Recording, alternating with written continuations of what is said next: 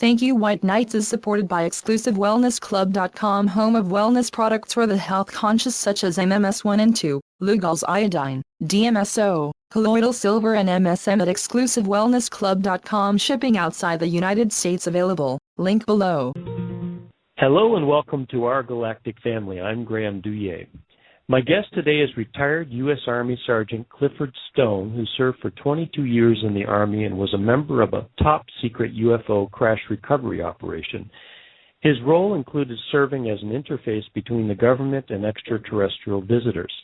Clifford is the author of 2 books, UFOs Are Real, Extraterrestrial Encounters Documented by the U.S. Government, and Eyes Only, the story of Clifford Stone and UFO crash retrievals. Welcome to the show. Thank you, sir. You've spent many years working to raise awareness about the government extraterrestrial cover-up and have been working diligently to get the word out that we're not alone in the universe. And in fact, the extraterrestrials that are present today are very much benevolent and are trying to help us out. This has not been an easy road for you. You've been threatened. Your family has been affected. Why have you been so committed to this work? Well, I believe it's necessary. I've researched the records keyword here is researched, the records of many of the governments that have released files. And what a lot of people think is that Mexico has investigated UFOs. The United States has investigated UFOs. The British have investigated UFOs. Belgium has investigated UFOs. But in reality, none of these countries have investigated UFOs. None of them. Now, with that being said, is something going on behind the scenes? Yes, it is. And I know this to be the case in the United States government. And I know there's been cooperation among other governments. But a good example, the 9th rendition of the British files have just been released. And there was a person that worked within DI-55 that was fighting to get a scientific investigation into UFOs.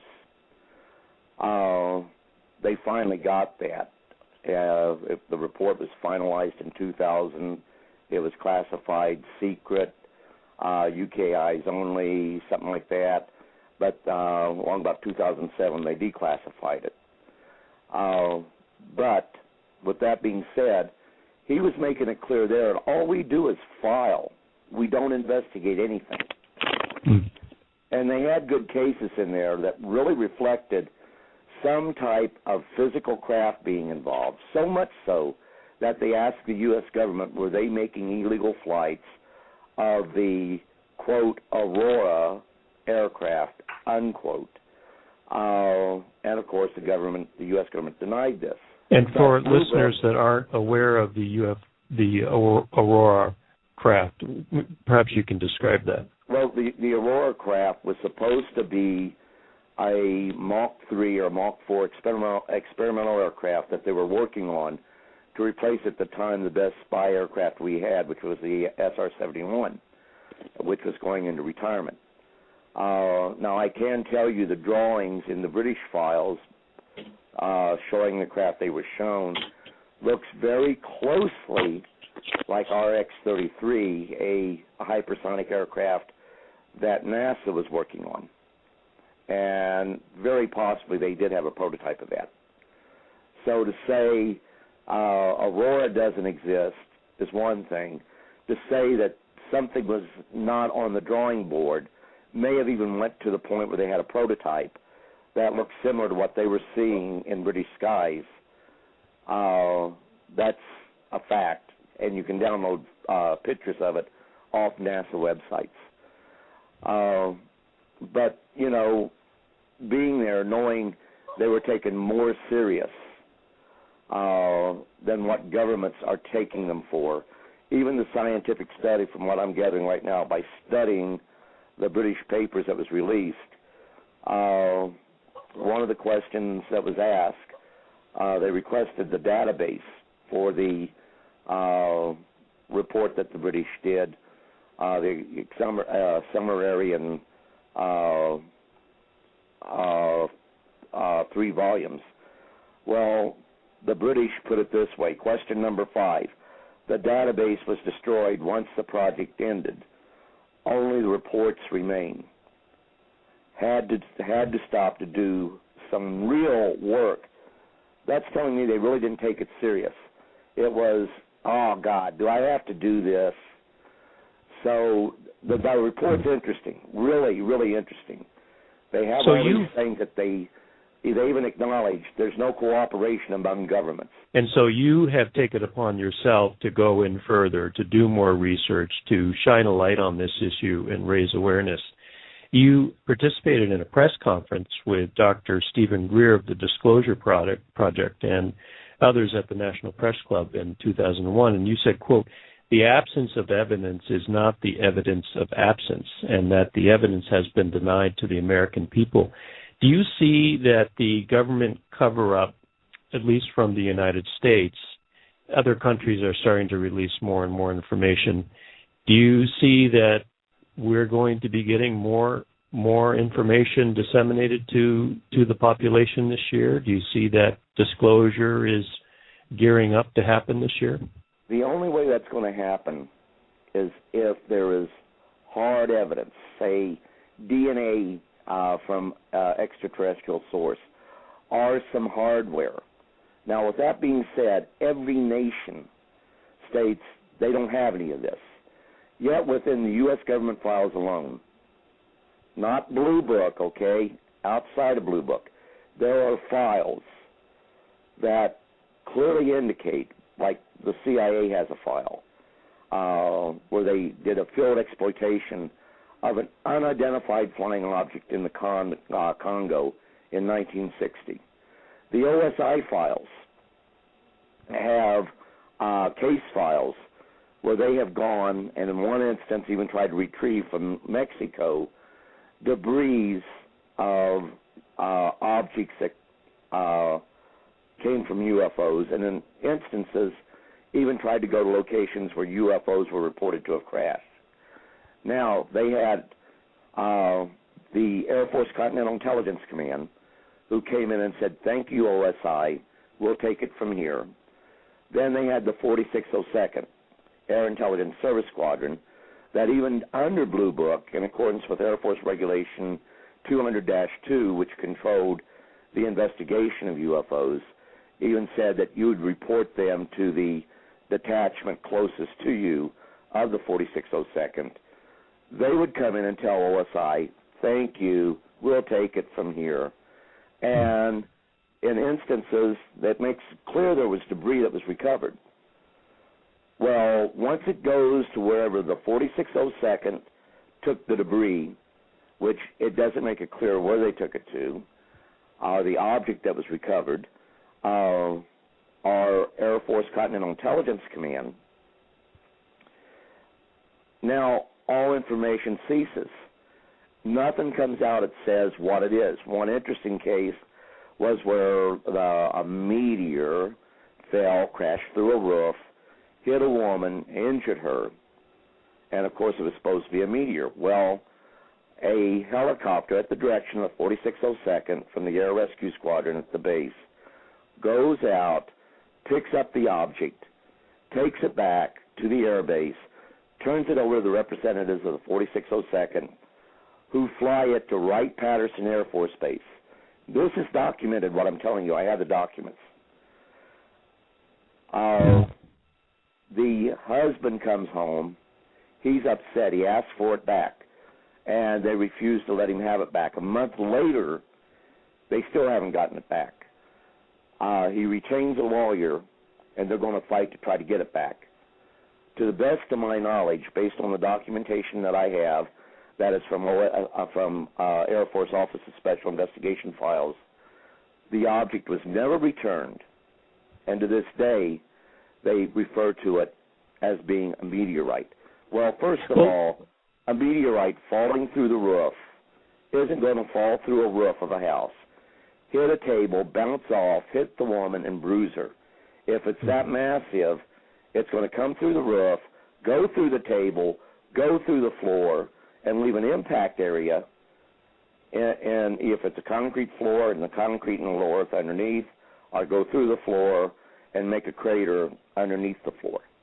Right. But right. that's just one instance. There's many.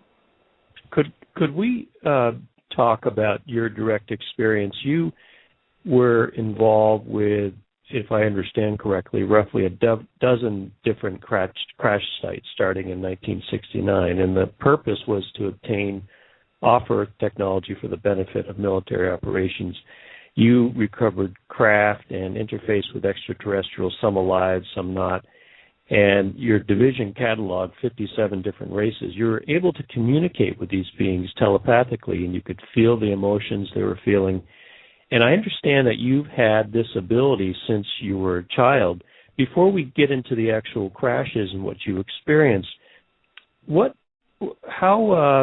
how far back or how old were you when you were a child did you start to have encounters with extraterrestrials and were able to communicate with them? Well, I always like to say, up till I was about the age of 6, I was normal. I didn't believe in the supernatural. I didn't believe in ghosts. I didn't believe in haunted houses. Didn't believe in UFOs. None of that. Then I had an experience when my aunt died. That right there'd be long to go into. What I want to do is fast forward to where I started to have these playmates that, to me, they looked like normal children. And they would even help me with my homework. However, they would always caution me, don't tell other people you're seeing us because they can't see us. They look like normal kids? Oh, absolutely. And, about my age. Anyhow, it wasn't until I was about maybe 7 years old, I found a little bird that fell out of its nest, and it had a broke beak, and it was bleeding. And I took it home, and I held it under the faucet trying to stop the blood. Of course, I drowned the bird, and that broke my heart. And I, cried like I killed a person, its mother and father's going to miss it. And I did this. So all of a sudden, one of the boys that looked like a normal kid to me came over to me, and all of a sudden I saw, this isn't a kid. This entity stood about 4.5, 5 foot tall, and was looking very strangely at me, like in a stressed, confused manner, even though, the facial features were somewhat typically of a gray, only this entity had a greenish tinted skin. Said, why am I feeling what I'm feeling? Why do you feel the way you feel? Why is it that you have these emotions over the death of one little bird? And I freaked out. I mean, all of a sudden, this was no more. This being was communicating with you telepathically? Yes, I was picking it all up, but it was just like you and I talking, only I was hearing it in my head. Mm-hmm. So I'm quite sure, I don't remember, but I'm quite sure I screamed and I took off running. And I hid behind the sofa because it was set catacorny in the corner, so there was an area in back of it. So I jumped behind there, and he showed up, says, I really need an answer as to why this is. And I jumped out, and I went, and there was this place between the refrigerator and the sink, and I hid there, and it was like this bony hand scratching me on the head saying you can run, but you can't hide. My mom was in the hospital at the time, and my Aunt Wynn was taking care of me and my sister. And she made me sit in a chair, and I kept, you don't understand, I can't do this. And she kept, no, you're going to sit there till you calm down. Why are you acting this way? And, what am I going to tell my aunt? I know whatever I say, no one's going to believe it. So eventually, everything went back to normal, and I'm trying to sort it out. Well, the next day, I saw the boy again, and he told me, okay, we need to talk. Do not freak out, okay? you're going to see me as I am. But remember, I'm the same, whether you see me in a human form or in my real form. At this point, you had developed a relationship and had known this being for at least a year, right? Oh, yeah, and there were five different entities, but they all seemed like kids. 2 were female, 3 were boys. Did your sister experience them as well? No. Okay. There is a family member I'm very close to that I think had experiences, and I tried to explain to them what I went through. They're not going to have to worry about going through. Yeah. But I think some of the experiences was just to make them understand that what I was saying, there's validity to it. It was more of confirmation than trying to take this person in. I see. But anyhow, this entity, he explained to me that, you know, my civilization and others out there choose people from among your civilizations here on this world to follow throughout life, to learn of your cultures, your ways, your likes, your dislikes, what you go through in life. And I asked something like what a child would say, well, can't you go talk to someone like the president? He can tell you. It don't work that way. Governments do not tell what the real picture is. Mm-hmm. They give what their perception of reality on this planet is like, what they believe among them and their peers. What we need to know is from people in everyday life what it is really like for them. So I'm not the only one. There's tens of thousands of people out there who haven't even talked. The purpose of writing the book was to let those, what I call silent experiencers, know they're not alone. And it's okay. They need to tell their families. They don't have to tell no one else. But it'd be good. And was this part of the soul contract that you had arranged with your star brothers and sisters before incarnating on Earth to say, okay, I'll be a liaison with you? No, not that I know of. I even begged when I was a kid. I begged my mom and dad, take me to a doctor, because I knew the doctor could make the monsters go away. It was no longer me, you know, when people said, oh, they're your imaginary friends. No, I knew the difference between imagination and reality. I knew these were not imaginary. Yet I knew there was something kind of out of the norm. But when this started to happen, then I was thinking, okay, something's not right here. And if I go see a doctor, then all the fears I had, because there is fear there. I mean, you're in an area of the unknown that you can't share with nobody, because nobody's going to believe you, not even your mother and father. And I just wonder how many kids are out there telling their moms and dads the same story I'm telling you right now. And mom and dad is saying, oh, they're only imaginary friends. It may be, but talk to your children, because it may not be. So what did this being share with you? Well, he talked to me, you know, about things on his planet, how they go ahead, they have modes of travel, not like we have modes of travel here. How it's very, very difficult to keep secrets, because if you have to concentrate very hard, because people can pick up on one another's thoughts, because that's the way they talk, or that's the way they communicate. They don't have to talk. But there is a way that they can maintain their privacy. So that's unity consciousness. Oh, yes. And I said, well, you know, that must be horrifying.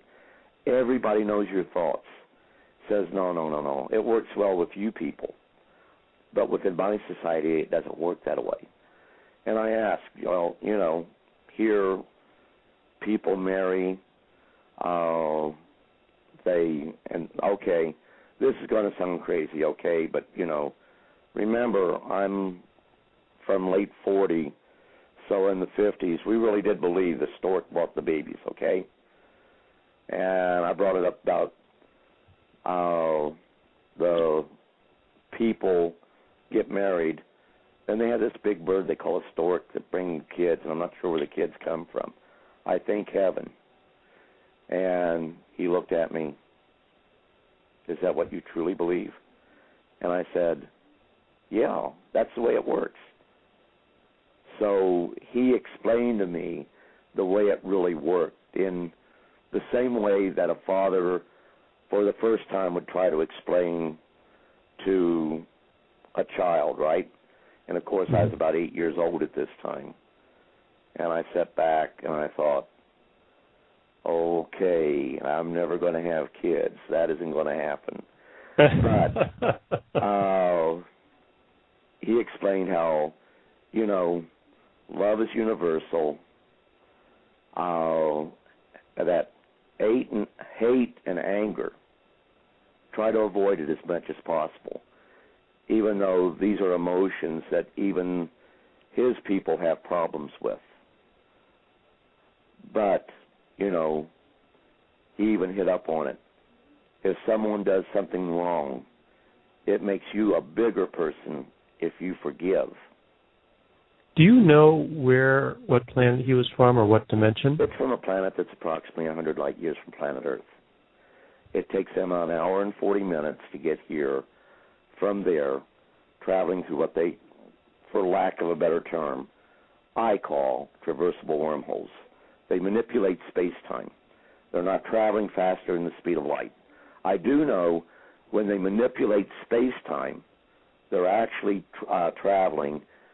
Now, this is going to be sounding crazy because I don't even know if it's used in scientific jargon that they use now, but they call it hyperdimensional.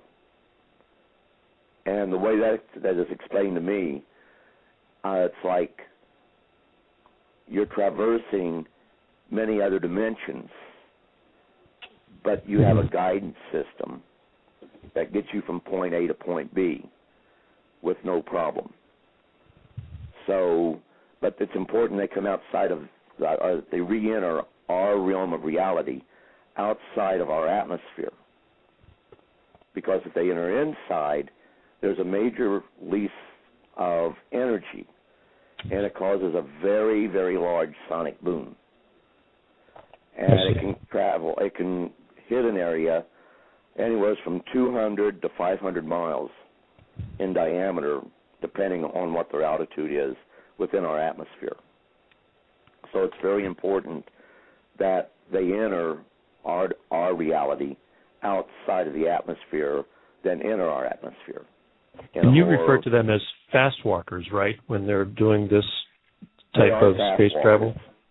And the U.S. government really doesn't want people to talk about fast walkers. I found that out the other day. But once again, what I have is not classified. And I can tell you that since 1972, we have cataloged these objects that appear in near space outside of our atmosphere. We know that they're outside of our atmosphere because they're going too fast to be in our atmosphere. We know that they are objects because of reflecting light. One good example I have, 2010, we went ahead and we cataloged 187 fast walkers. Over 80 of those remained unidentified. What we try to do is take those objects and we try to go ahead and identify them against the space catalogs of known objects up there that is maintained by the U.S. Air Force Space Command. And there are many objects every year that we cannot identify. And we know them to be real objects. But once again, we're not concerned because the U.S. government, maintaining an open mind, knows that we cannot have been visited by UFOs because that evidence that is denied, the physical evidence, is picked up rapidly and quickly and kept from only a small handful. And I was involved in doing that. There are documents that refer to it. No one has to take my word for it. But when you go and you ask for that material that I know will show to be of extraterrestrial origin, they can't find it. Moon dust, blue fly, those were two of the programs. And yes, we did recover objects of non-U.S. origin that turned out to be Soviet. But we also had objects of unknown origin that did not originate on planet Earth. These objects at times had both living and dead entities. And I'd like to get more to that detail with your crash recovery work, and also when you helped an extraterrestrial escape. But if I might, could we go back to the discussion that you had as a child with this being? What else did he share with you? Well, he shared to me that they had communities that we use money here. Well, they have a monetary system which was very hard for me to understand, and even today to totally comprehend. It was like a credit system.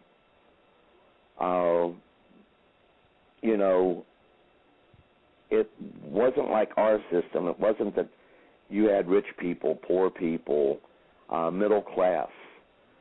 But you had people who were actually contributing to society and doing things. They had families. They had entertainment. And their movies was much better than our movies because we go to see Three-Dimensional, and I was at, Disney World, and I got to see what they were doing there. I guess it's out on TV, on the movies now, but I haven't been to the movies since '97, so I can't tell you if the 3D is that way like it was there.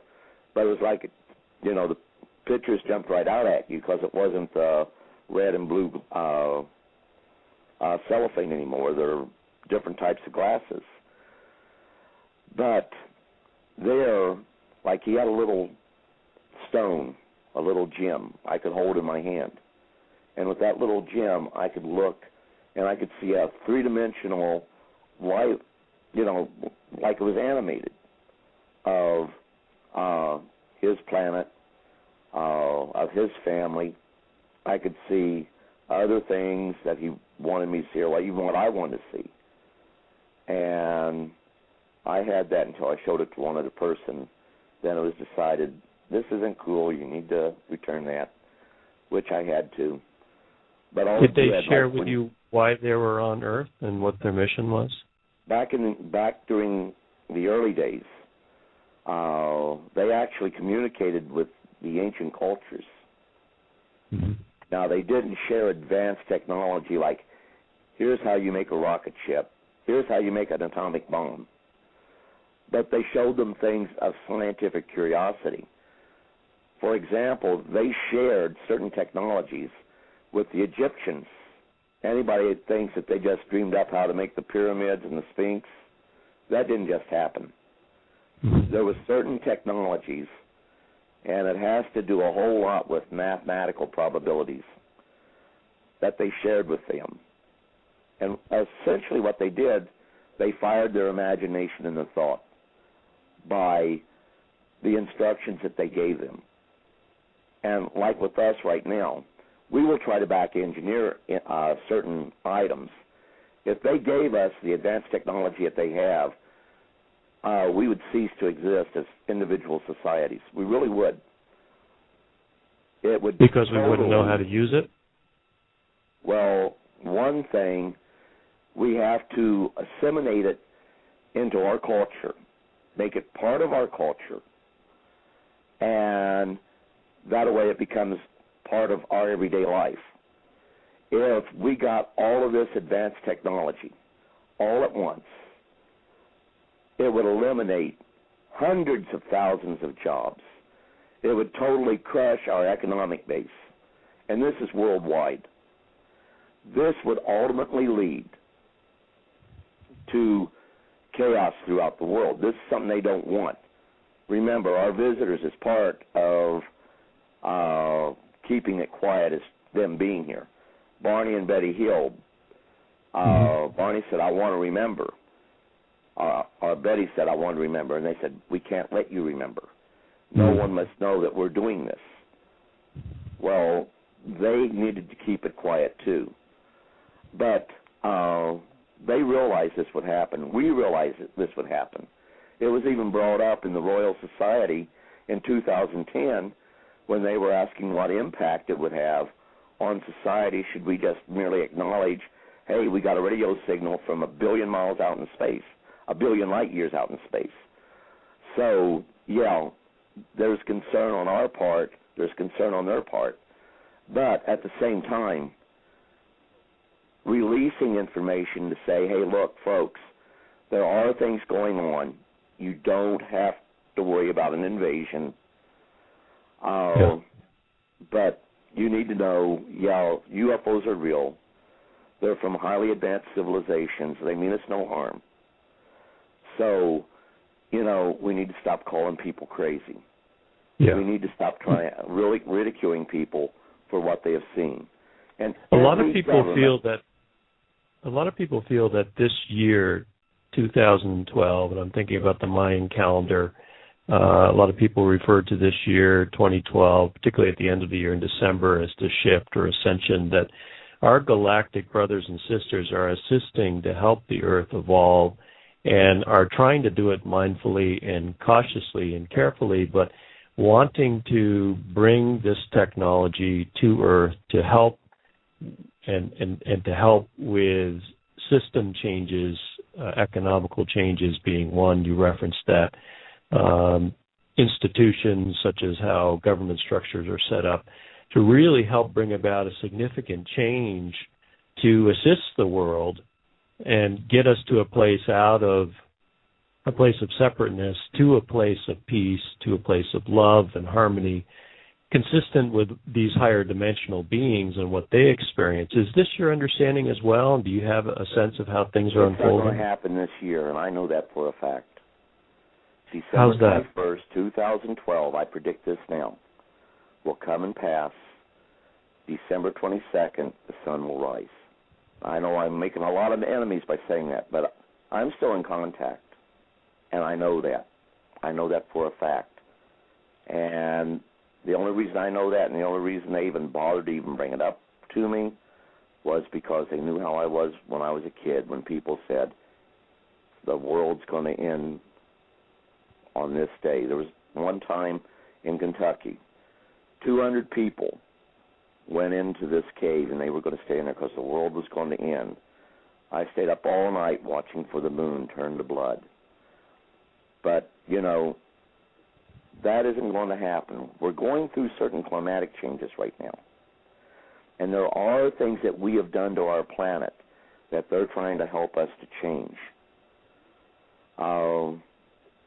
One of the greatest cartoons I saw about 2012 is where the guy's making the calendar, and he turns to the chief and he says, I only have enough material to take this up to December 21st, 2012.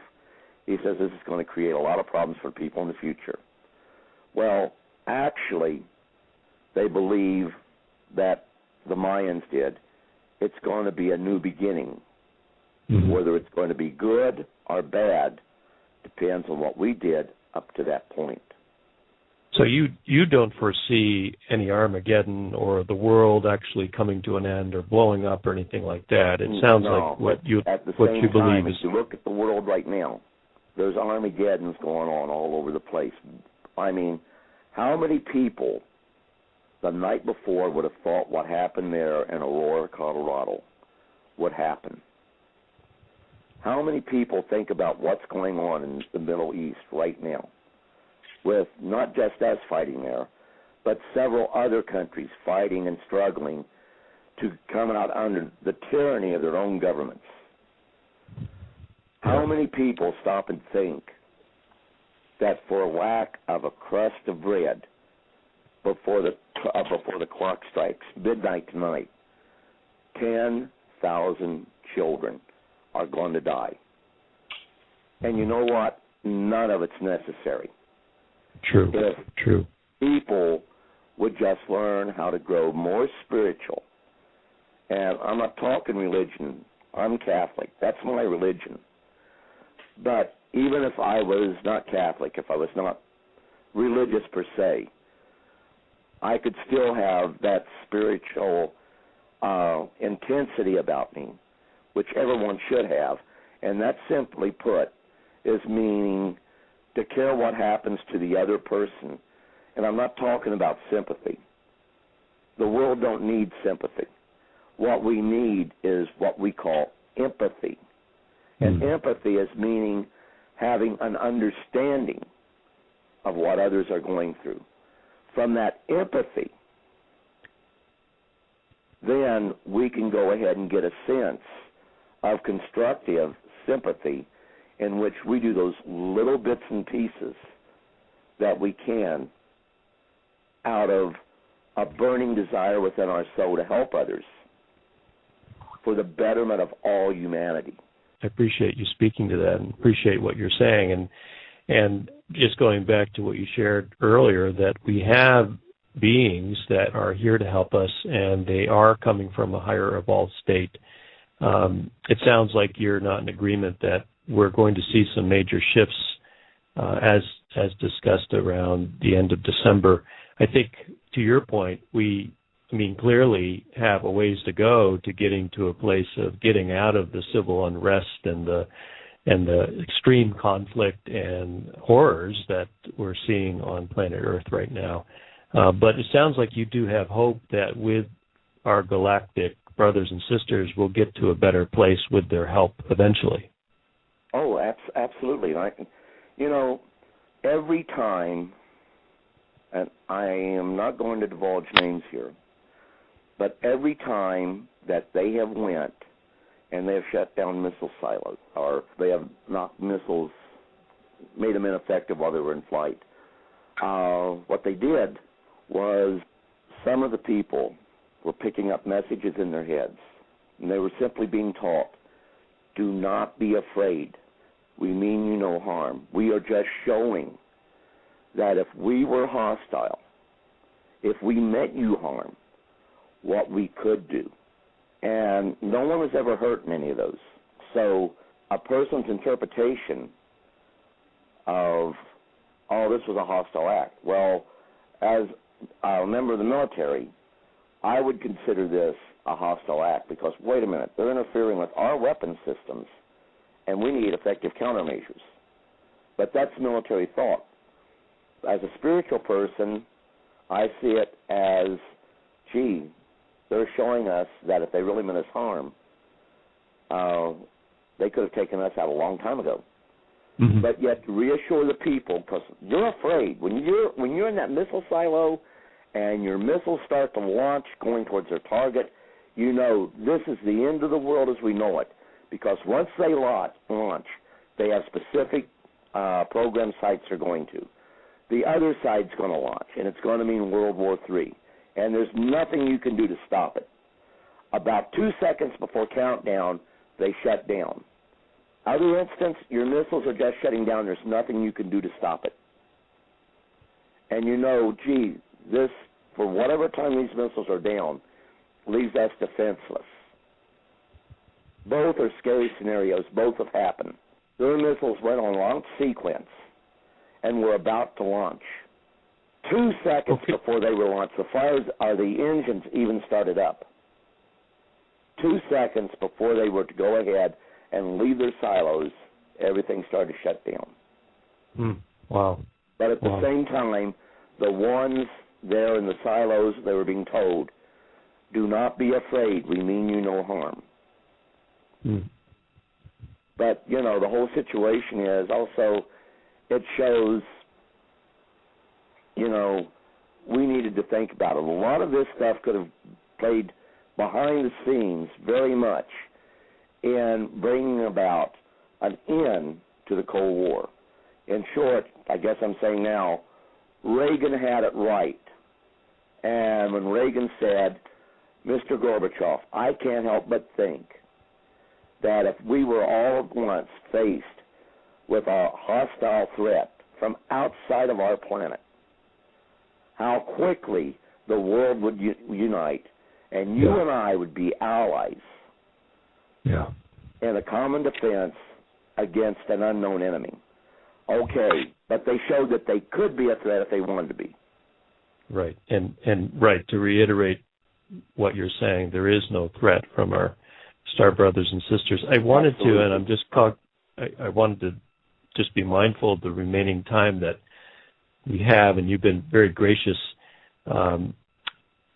One of the things that really sticks out in my mind is the experience that you've had actually going to crash sites. And you've come to sites, and you've done this a number of times, where you've come across crash extraterrestrial sites, and there have been extraterrestrials, some alive, some dead, but you've been able to pick up their energy, you've been able to communicate with them. Can you share with us perhaps one or two events in your history that really stick out in your mind in terms of the impact that it had on you, what you picked up from these beings? And I want to preface this by just acknowledging that I know that this is hard stuff and it's emotional, because you really connected with these beings deeply. But can you share with us, and it's in the spirit of helping us to understand that they're not all that different than us. In fact, they're family.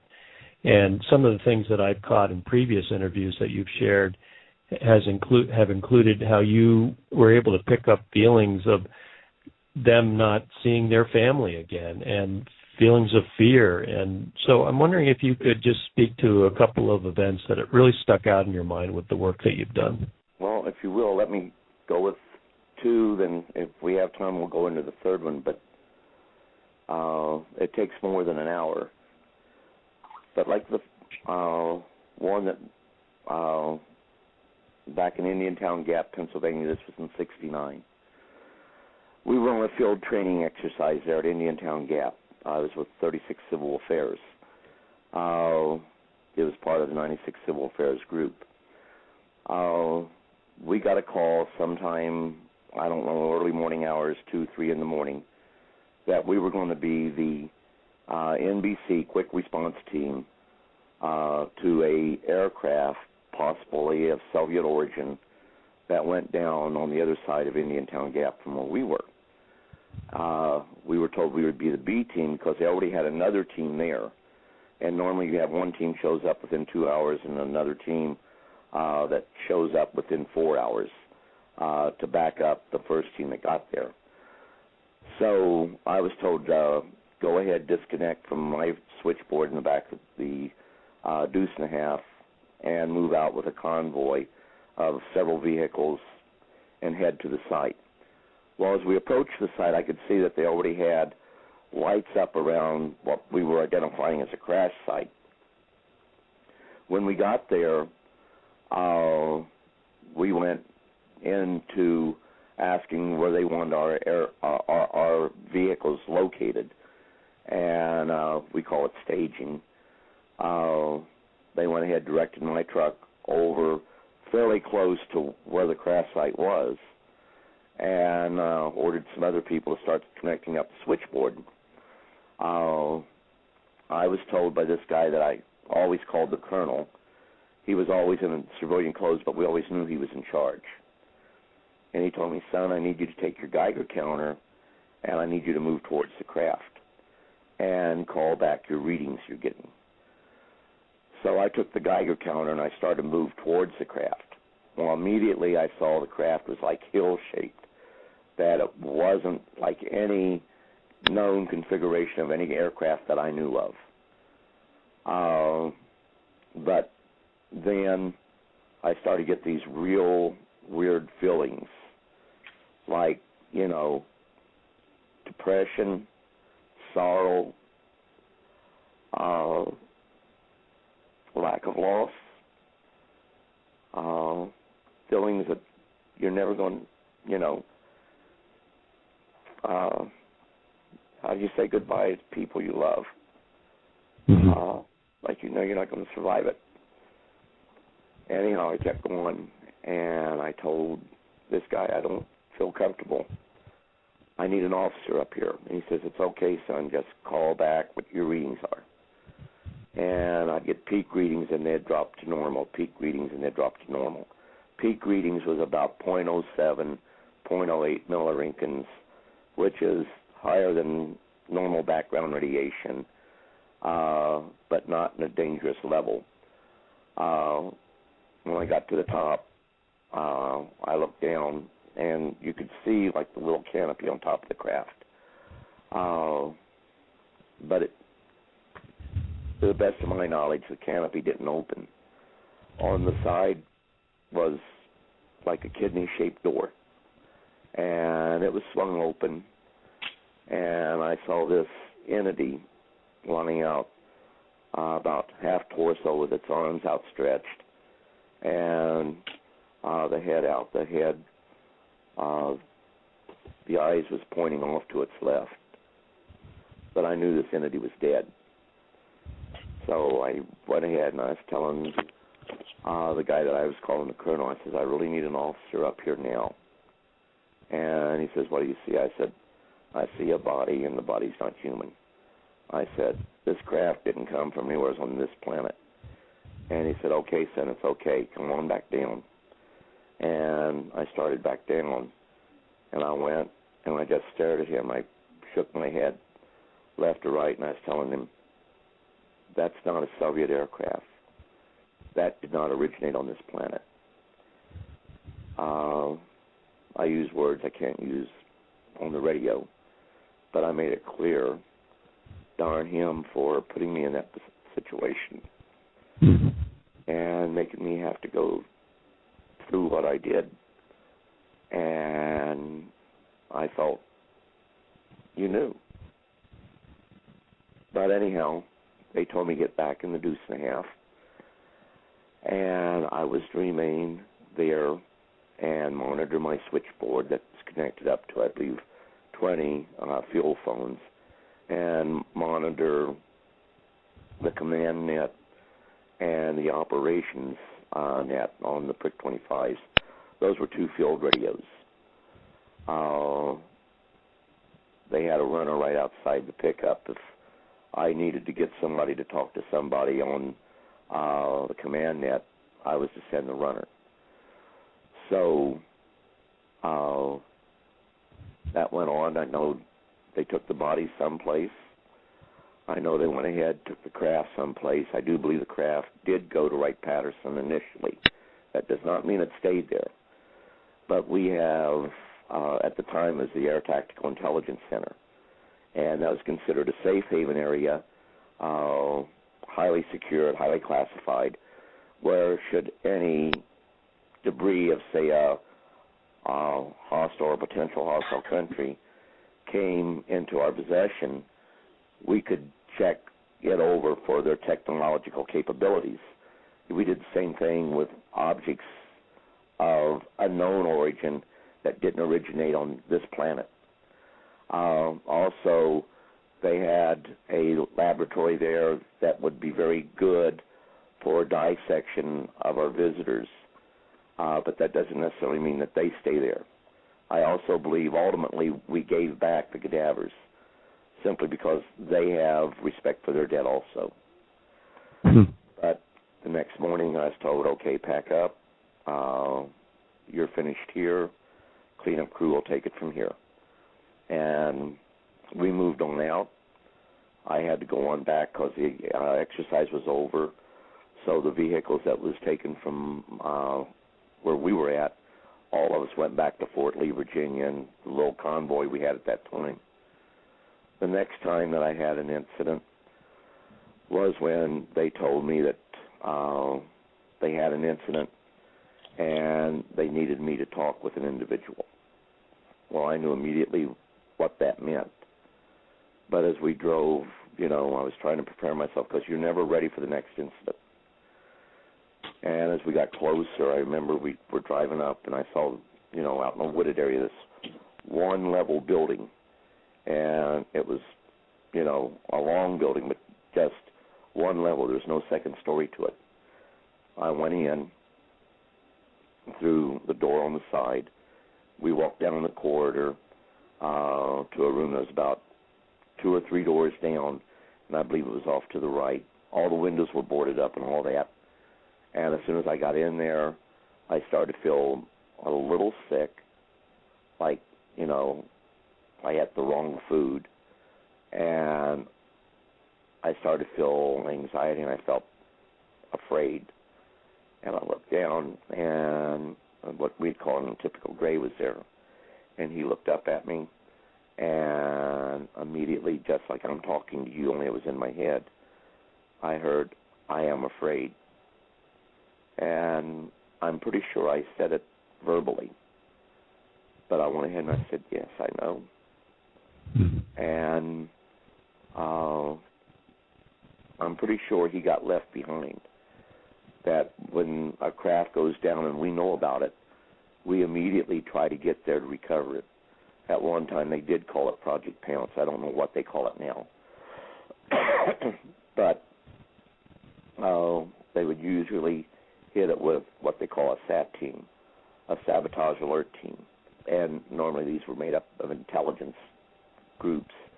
Then, of course, the NBC teams would come in because the SAT team would go ahead, secure the area. But we went ahead and small talk initially. But he eventually got around to telling me that his people was coming for him. And if he was on the inside, he would rather for us to go ahead and, even kill him, because many of us might die, because the technology they'd be using, even though they didn't mean for it to cause any harm to any of us, it had that capacity to do so in them trying to rescue him. And just like us, if they have a craft down or they have one of their own missing, there is a distress signal that's sent out, and they immediately organize a rescue effort, just like we do. Okay. So I said, maybe there's something I can do. So I looked up at this guy I called the colonel, and I says, I need to talk to my driver. He's wanting to tell me something, meaning the entity, and we're probably going to be here all night. Is that okay with you? He says, do what you have to do. So I go out and I tell my driver, I need you to go back, get a pair of, what do you call them, bolt cutters. And I really didn't need bolt cutters because what we had was a chain link fence, but bolt cutters do the job better. And I said, I want them left right on the other side of this building. And I need you, after you drop them there, just drive off and forget everything about tonight. And he says, what are you doing, Stoney? I said, just do what I ask you. So he goes ahead and he gets the bolt cutters. He does what I ask. So I go back in and I told the people on the inside, I said, look, he wants to show me something. It won't harm me, but some of you people could get hurt. I said, I need you to go outside. I need you to go ahead and go outside of the compound. Of course, they were arguing with me. We can't do this. What's going on? I said, look, this place is going to be aglow. We don't need people getting injured. Like I say, I'll be in, I think I even used the term bubble of protection, but I need everybody out of here. So they went ahead, got out, and as soon as they got out, I noticed that they still had a guard immediately on the gate. So what I did was ask him, I hope they're real close because we're only getting one shot at this. And, of course, he told me, they may kill you. And I said, I guess that's a chance we have to take, huh? So I went ahead and took him out to the other door at the other end of the hall. And we laid low. I got out there, grabbed the wire cutters, the bolt cutters, and started to cut a hole where I could pull it open and him get out. Then all of a sudden I had flashlights and everything else shining on me, hollering, halt, halt, halt, halt. And I was waiting to get shot. And the guy always called the colonel, told everyone, hold your fire, hold your fire. Well, about that time, and typically, for lack of a better term, dish-shaped object came over, shot down a beam of light, started off as, real small, then just grew larger and surrounded our entity. And as quickly as like you'd turn off a light bulb, light's gone and the entity's gone, and the UFO took off, and all you saw was a streak of light, period. Then, the guards came over, still pointing their weapons at me. And the colonel came over using choice words. Why did I do what I had to do? I said, I was helping a guest. And he said, when I first got there, that our entity was our guest, but we had him under our guards, Yeah. So we went out. He lit up a cigarette. I smoked cigars at that time. And I said, sir, how can we say they're our guests when we keep them under our armed guard? He says, well, people are going to be afraid if they see him out there. And for his own protection, we did this. For his own protection, we were keeping him here to where his own kind couldn't come and pick him up. I said, had he not told me, I said, some of these guys here wouldn't be going home tonight. And I said, the whole situation, he would have let himself be killed. And I was feeling every emotion this little guy was feeling. So the colonel said, okay, I'm not going to do anything to you this time.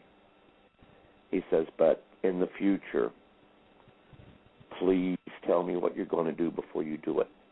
It doesn't necessarily mean I'm going to let you do it, but it does not necessarily mean that I am going to disagree and not let you do it.